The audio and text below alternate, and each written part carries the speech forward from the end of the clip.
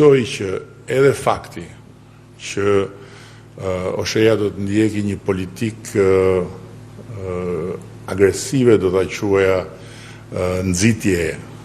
duke i dhënë mundësi të gjithë atyre që e karikojnë automjetin e tyre elektrik në parkimin e apartamentit apo të shtëpisë tyre që ta blejnë me të njëjtin çmim që blejnë energjinë për konsum shtëpiak, që është një çmim shumë i ulët, por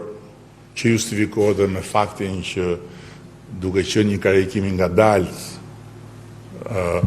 gjatë gjithë orëve të natës,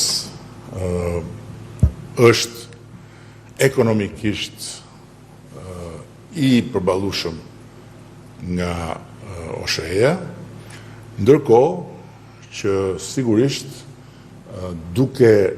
u futur në treg si një aktor kryesor, OSHE-ja do të imponojë edhe një rregullim të menjëhershëm dhe të përgjithshëm të një tregu ku kemi parë në jo pak raste keqkuptime të mëdha të tipit që po ngul ca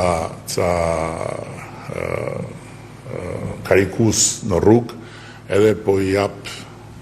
i jap njerëzve energji me një çmim ku më të lartë se sa ai që po e marr nga rruga. Jo, kjo nuk